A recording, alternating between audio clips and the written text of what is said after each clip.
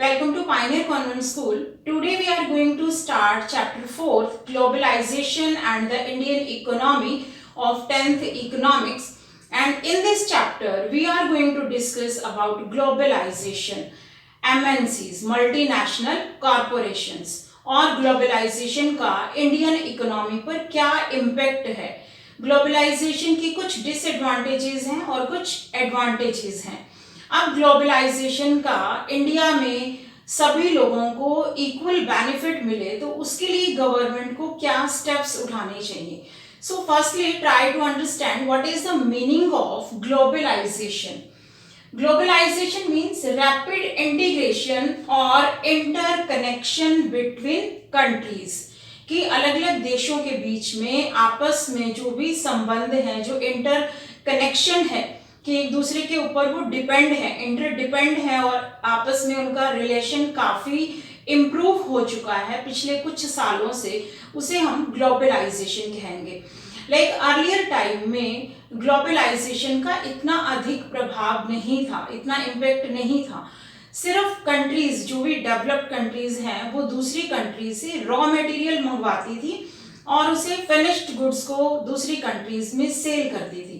जैसे जब Britishers India में आए तो वो यहाँ से रॉ मटेरियल लेकर जाते थे और जिन कंट्रीज में इंडस्ट्रियलाइजेशन था वहाँ पर फिनिश्ड गुड्स, जो फैक्ट्री के द्वारा बनाया गया सामान था, वो इंडिया में और अदर जो भी कॉलोनीज थे वहाँ पर सेल करते थे।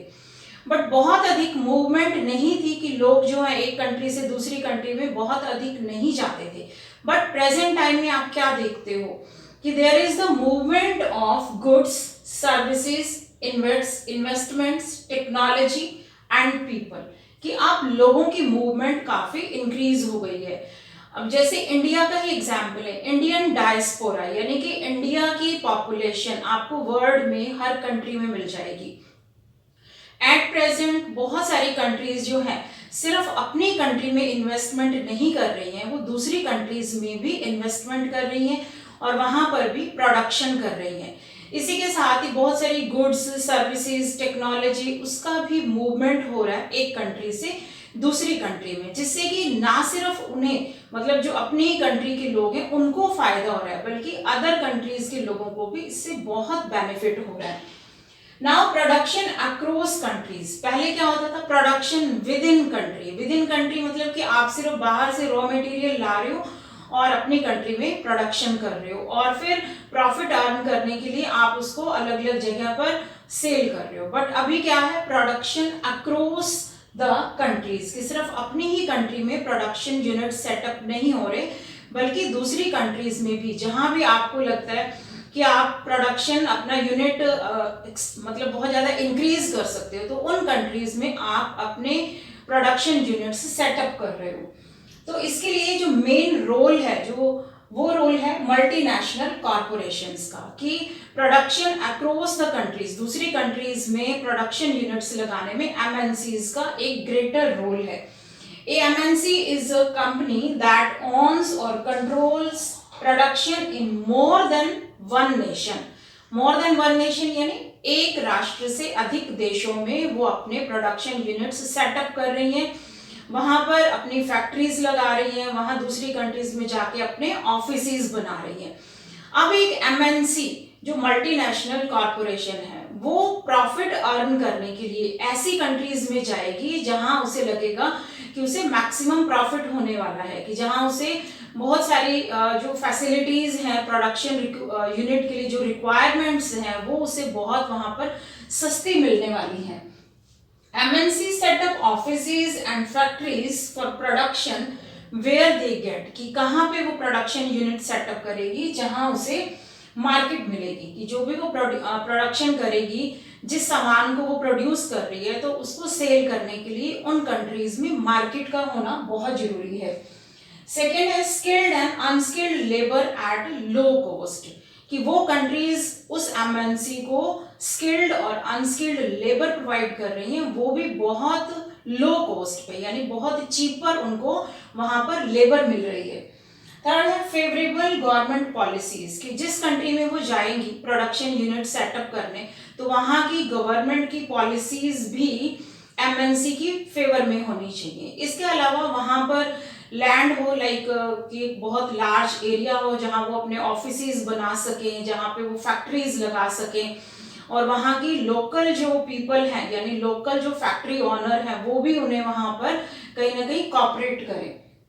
नेक्स्ट है कि spreading of production of an MNC, कि अब जो है एमएनसी अपने प्रोडक्शंस कैसे स्प्रेड कर रही है। For example, a large MNC producing industrial equipment, की एक बहुत बड़ी मल्टीनेशनल कॉरपोरेशन है जो इंडस्ट्रियल इक्विपमेंट का प्रोडक्शन कर रही है। नाउ जो इंडस्ट्रियल इक्विपमेंट है उसका वो डिजाइन कर रही है यूएसए में, क्योंकि यूएसए बहुत एक मतलब टेक्नोलॉजी में काफी एडवांस कंट्री है, डेवलप्ड कंट्री है, तो वहां पर जो रिसर्च सेंटर्स हैं वहां पे वो उस इंडस्ट्रियल इक्विपमेंट की डिजाइनिंग को रेडी कर रही है। उसके बाद मैन्युफैक्चर्ड इन चाइना, कि चाइना में उसे प्रोडक्शन यूनिट लगाने में काफी फायदा हो रहा है, वहां पे उसे चीप लेबर मिल रही है और जगह मिल रही है अपनी फैक्ट्रीज लगाने की, तो वो प्रोडक्शन कहाँ कर रही है, चाइना में। Then assembled and finished in Mexico and eastern Europe, उसके बाद शिपिंग कहाँ की जाती है, यानी वो माल बनवा के सारा प्रोडक्शन जो है वो मैक्सिको में और ईस्टर्न यूरोप में सेंड किया जाता है, जहाँ पे वो उन सारे इंडस्ट्रियल इक्विपमेंट को असेंबल्ड किया जाता है और फिर उन्हें फिनिशिंग की जाती है। फिनिशिंग करने के बाद उसे ऑल ओवर द वर्ल्ड यानी डिफरेंट कंट्रीज में उस प्रोडक्शन को सेल किया जाता है। जो भी प्रोडक्ट है उसे पूरे वर्ल्ड में डिफरेंट डिफरेंट कंट्रीज में सेल किया जाता है, और फिर उसके जो कस्टमर केयर सेंटर्स हैं वो डिफरेंट डिफरेंट कंट्रीज में वो भी एस्टैब्लिश किए जाते हैं, सो दैट कि उस प्रोडक्ट से रिलेटेड अगर लोगों को कोई भी प्रॉब्लम होती है तो वो अपने कस्टमर केयर सेंटर पे कॉल करके वहां पर पूरी इंक्वायरी ले सकते हैं। तो ये हुआ कि कैसे एक एमएनसी दूसरे एरिया में दूसरी कंट्री में जाके अपने प्रोडक्शन यूनिट्स सेटअप करती है। Growth of local companies through MNCs, कि अब एमएनसीज की वजह से लोकल कंपनीज को क्या बेनिफिट है। एमएनसीज को तो बेनिफिट है नो डाउट, कि एमएनसीज का पहले तो सिर्फ अपनी ही कंट्री में प्रोडक्शन हो रहा था, बट अभी डिफरेंट डिफरेंट कंट्रीज में प्रोडक्शन हो रहा है, तो प्रोडक्शन जो है वो काफी मैक्सिमाइज हो चुका है। इसके अलावा डिफरेंट कंट्रीज की मार्केट में उनके प्रोडक्ट की एक पहचान बन चुकी है और वहां पे उनकी सेल काफी बढ़ चुकी है। बट जो लोकल कंपनीज है उनको क्या फायदा है, फर्स्ट है टू फोल्ड प्रोडक्शन, की एक तो जो लोकल कंपनीज है अब उस लोकल कंपनी के ऊपर एक एमएनसी इन्वेस्ट कर रही है, वहां पे वो पैसा लगा रही है, तो प्रोडक्शन की जो रेट है यानी कि जो रेट ऑफ प्रोडक्शन है वो काफी इंक्रीज हो चुका है। सेकेंड, एडिशनल इन्वेस्टमेंट, अब अगर लोकल कंपनी के पास इन्वेस्ट करने के लिए बहुत कम मनी है तो एक एमएनसी उसे क्या दे रही है, एडिशनल इन्वेस्टमेंट दे रही है, यानी कि उसको बहुत पैसा दे रही है कि वहां पर वो अपने प्रोडक्शंस को जो है बढ़ा सकती है। New machines and latest technology, अब वो एमएनसी किसी डेवलप्ड कंट्री से आ रही है तो अपने साथ नई नई टेक्नोलॉजी लेकर आएगी, यानी कि उस लोकल कंपनी को वो नई मशीन्स और नई टेक्नोलॉजी प्रोवाइड करेगी। तो अब लोकल कंपनी को भी कितना बेनिफिट हुआ कि उसका प्रोडक्शन जो पहले बहुत ही कम हो रहा था अब उसका प्रोडक्शन जो है वो काफी इंक्रीज हो गया और उसकी जो क्वालिटी है वो भी काफी उसके प्रोडक्ट की इंप्रूव हो चुकी है, क्योंकि पहले ओल्ड टेक्नोलॉजी के द्वारा उसका प्रोडक्शन हो रहा था, बट अब उसका जो प्रोडक्ट है वहां पर नई टेक्नोलॉजी के अकॉर्डिंगली उसकी फैक्ट्री में वो प्रोडक्शन किया जा रहा है। तो एमएनसी के द्वारा एक लोकल कंपनी को भी बहुत बेनिफिट्स होते हैं। Now what is investment, money that is spent to buy any asset, कोई भी संपत्ति लाइक बिल्डिंग, शॉप्स या गोल्ड खरीदना है, लैंड खरीदनी है, तो जहां पर भी हम पैसा लगाते हैं, पैसे से कोई चीज खरीद कर रखते हैं तो वो क्या है, इन्वेस्टमेंट है। But what is foreign investment, foreign investment means investment made by MNC, की है तो इसमें भी इन्वेस्टमेंट, बट इन्वेस्टमेंट कौन कर रहा है, यहाँ पे मल्टीनेशनल कंपनी कर रही है, और एक मल्टीनेशनल कंपनी के द्वारा किसी दूसरी कंट्री में जाके इन्वेस्ट करना उसे कहते हैं फॉरेन इन्वेस्टमेंट। जैसे आज हम देखते हैं कि इंडिया में बहुत सारी एमएनसीज हैं जो इंडिया में आकर बिल्कुल ओपनली यहाँ पर इन्वेस्ट कर रही हैं, यहाँ पर बहुत सारे अपने प्रोडक्शन यूनिट्स और अपनी फैक्ट्रीज एस्टैब्लिश कर रही हैं। Now, how are the MNCs spreading their productions? This is very important topic here, कि एमएनसी अपने प्रोडक्शन यूनिट्स को कैसे दूसरी कंट्रीज में जाके सेटअप करती हैं और अपने प्रोडक्शन को कैसे इंक्रीज कर रही हैं। सो फर्स्ट है bye setting up partnership with local companies, कि एक एमएनसी दूसरी कंट्री में जाके वहां की जो लोकल कंपनी है उसके साथ वो पार्टनरशिप कर लेती है। सेकेंड है by using local companies for supplies, और समटाइम्स क्या होता है कि वो एमएनसी उस लोकल कंपनी को एज ए सप्लायर यूज करती है, कि वो एमएनसी अपने प्रोडक्शन को उस कंपनी के पास भेज रही है और फिर वो कंपनी उसको जो है आगे सेल करती है। Next is by closely competing और बाइंग देम अप, ये बहुत कॉमन रूट है कि उस लोकल कंपनी को वो खरीद लेती है। It's quite easy for an MNC, कि एमएनसी के लिए जिसके पास ह्यूज मनी है, बहुत पैसा है, तो उसके लिए तो बहुत इजी है किसी भी लोकल कंपनी को जाके एक अच्छा अमाउंट ऑफर करना और उसे खरीद लेना, और बिल्कुल उसके साथ जाके उन्हीं की कंट्री में उसके साथ कंपटीशन भी करती है। तो एग्जाम्पल के द्वारा आपको अच्छे से समझ में आएगा, जैसे कि कारगिल फूड्स है, एक बहुत बड़ी अमेरिकन एमएनसी है। प्राग फूड ये एक इंडियन कंपनी है, ठीक है। प्राग फूड्स जो एक वेल रेपुटेड है, इंडिया में एक अच्छा ब्रांड है एंड लार्ज मार्केट नेटवर्क है उसका इंडिया में। इसके अलावा 4 ऑयल रिफाइनरीज हैं। अब क्या करती है कि ये जो कारगिल कंपनी है, जो अमेरिकन एमएनसी है, वो प्राग फूड को खरीद लेती है, क्योंकि बहुत कॉमन रूट है कि पैसा दे के एक अच्छा अमाउंट ऑफर करके वहां की लोकल कंपनी को खरीद लेना।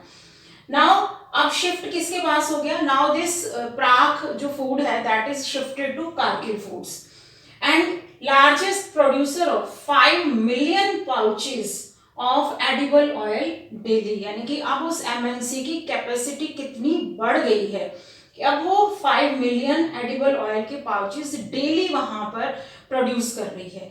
तो एक एमएनसी अपनी लेटेस्ट टेक्नोलॉजी के द्वारा, लेटेस्ट नॉलेज के द्वारा, नई नई मशीन्स के द्वारा लोकल कंपनीज को खरीद के या उनके साथ पार्टनरशिप करके वहां की प्रोडक्शंस को इंक्रीज करती है। कारगिल फूड्स के अलावा एक और एग्जाम्पल है Ford Motors, an American automobile company spread over 26 countries, and this automobile company came to India in 1995 and spent rupees 1700 crore, यानी इतनी उसने यहाँ पर इन्वेस्टमेंट की एंड कोलैबोरेशन विद महिंद्रा के साथ पार्टनरशिप करके। महिंद्रा ऑटोमोबाइल कंपनी जो इंडियन कंपनी है और जो मेनली कार्स और जीप्स ही बनाती थी, बट नाउ जो है फोर्ड के साथ कोलैबोरेट होके ये कार्स बना रही है, डिफरेंट मॉडल्स के कार्स हर साल जो है लॉन्च कर रही है, like Figo, EcoSport, Endeavour, Mustang, तो बहुत सारे नए नए मॉडल्स की फोर्ड की कार्स हैं। And by 2014 Ford Motors selling 77,000 cars in Indian market and 77,000 cars were exported from India to other countries like South Africa, Mexico and Brazil. अब आप देखो कि कितना प्रोडक्शन बढ़ गया कि 2 कंपनीज कोलैबोरेट हुई, एक इंडियन कंपनी जो अमेरिकन कंपनी के साथ पार्टनरशिप करके। यहाँ अमेरिकन कंपनी का बहुत बड़ा रोल है कि उसने लार्ज इन्वेस्टमेंट की, नई टेक्नोलॉजी के साथ यहाँ पर नई नई कारें बनानी, नए नए मॉडल्स के साथ, नई नई फीचर्स के साथ जो कस्टमर्स को अपने तरफ अट्रैक्ट कर रही हैं। उसके बाद जो है कार्स की सेल कितनी बढ़ गई कि कोई समय था जब इंडिया की रोड्स पे आपको सिर्फ एम्बेसडर और फिएट जैसी कारें दिखती थी, बट अभी देखो डिफरेंट कंपनीज हैं, फॉरेन कंपनीज हैं जो इंडिया में आकर यहाँ पर नए नए मॉडल्स की कारें बना रही हैं। नेक्स्ट टॉपिक है फंक्शंस ऑफ फॉरेन ट्रेड। अब फॉरेन ट्रेड के क्या फंक्शंस हैं? फॉरेन ट्रेड मतलब कि आप एक जगह पर प्रोडक्शन बना रहे हो, फिर आप उसको डिफरेंट कंट्रीज में सेल कर रहे हो, यानी एक्सपोर्ट और इंपोर्ट, कुछ सामान मंगवा रहे हो, कुछ सेल कर रहे हो, तो वो है foreign trade. Foreign trade connecting the markets और इंटीग्रेशन ऑफ मार्केट्स, की फॉरेन ट्रेड ने डिफरेंट कंट्रीज की मार्केट को कनेक्ट कर दिया है और उनको आपस में इंटीग्रेट कर दिया है। Now goods travel from one market to another, कि एक कंट्री की मार्केट से सामान दूसरी कंट्री की मार्केट में जा रहा है। Now choices of goods in the market rises. अब देखो कस्टमर के पास एक वाइड रेंज है, यहाँ पर प्रोडक्ट्स हमारे सामने डिफरेंट कंपनीज के बहुत हैं, अलग अलग ब्रांड के प्रोडक्ट्स हैं कि चॉइसेस जो हैं वो कस्टमर के सामने बहुत इंक्रीज हो चुकी हैं। Now prices of similar goods in the two markets are equal. कोई भी सिमिलर ब्रांड का आपने कोई मोबाइल फोन लेना है, कोई कैमरा लेना है, या कोई एलईडी लेनी है, या शूज लेने हैं, तो सिमिलर ब्रांड है, सिमिलर कंपनी है, तो आप डिफरेंट डिफरेंट मार्केट में कहीं से भी लोगे तो सेम प्राइसेस होंगे। Now closely competition among different countries की कंट्रीज जो आपस में एक कंट्री से दूसरी कंट्री से माइल्स अवे है, कितनी दूर है, फिर भी डिफरेंट डिफरेंट कंट्रीज के बीच में आपस में कंपटीशन है डिफरेंट प्रोडक्ट्स को लेकर। And effect of foreign trade, जहां फॉरेन ट्रेड के बहुत अच्छे यानी एडवांटेजेस हैं, पॉजिटिव इफेक्ट्स हैं कि कस्टमर के सामने एक वाइड रेंज है प्रोडक्ट्स की, आप किसी भी मार्केट से लोगे तो कोई बार्गेन का एक जो इशू है वो खत्म हो जाता है, आपको सेम प्राइसेस पे वो सारे प्रोडक्ट्स कहीं से भी लोगे तो मिल जाएंगे। बट कुछ इसके साइड इफेक्ट्स भी हैं, लाइक अगर फॉरेन ट्रेड से कई बार क्या होता है कि दूसरी कंट्री से सामान आके उस कंट्री में इतनी जगह, इतनी अपनी पोजीशन बना लेते हैं कि लोग लोकल चीजों को नहीं खरीदते। जैसे अभी प्रेजेंट टाइम में हमारे प्रधानमंत्री जी ने, नरेंद्र मोदी जी ने कहा है कि वोकल फॉर लोकल, यानी लोकल प्रोडक्ट्स के लिए आप आवाज उठाओ, लोकल प्रोडक्ट्स को खरीदो और उनकी सेल को हम इंक्रीज करें। तो मेन इफेक्ट जो हमारी बुक में गिवन है वो है एग्जाम्पल ऑफ चाइनीज टॉयज का, कि चाइनीज टॉयज ने इंडियन मार्केट में अपनी इतनी अधिक जगह बना ली कि इंडियन टॉयज की डिमांड कम हो गई। अब इंडियन टॉयज जो हैं वो एक अच्छी प्लास्टिक के बने हुए हैं और ड्यूरेबल हैं, बट थोड़े कॉस्टली हैं। बट चाइनीज टॉयज जो बहुत अट्रैक्टिव हैं कि लाइक वो डिफरेंट डिफरेंट लाइट्स और डिफरेंट डिफरेंट साउंड्स के साथ जो बच्चों को अपनी तरफ अट्रैक्ट करते हैं, और वो काफी चीप हैं। ठीक है, इंडियन टॉयज के अकॉर्डिंगली उनके प्राइसेस काफी कम हैं, तो लोग जो हैं चाइनीज टॉयज को खरीदना पसंद करते हैं। तो यही मेन रीजन है कि इंडियन टॉयज की इंडियन मार्केट में डिमांड कम हो गई और चाइनीज टॉयज की डिमांड काफी इंक्रीज हो गई। तभी अभी जो चाइना के साथ इंडिया के कुछ इश्यूज चल रहे हैं, तो चाइनीज बहुत सारे प्रोडक्ट्स के ऊपर इंडिया ने बैन भी लगाया है कि हम चाइना से सामान नहीं खरीदेंगे, बायकॉट करेंगे, बल्कि इंडिया के जो प्रोडक्ट्स हैं उसे हम खरीदेंगे। तो इसके साथ ही हमारी आज की वीडियो यही कंप्लीट होती है। आई होप कि आज का ये पूरा टॉपिक आपको बहुत अच्छे से समझ में आया होगा, क्योंकि बहुत इजी चैप्टर है, बहुत इंटरेस्टिंग है। तो मिलते हैं नेक्स्ट वीडियो में नेक्स्ट टॉपिक के साथ, तब तक के लिए good bye and take care.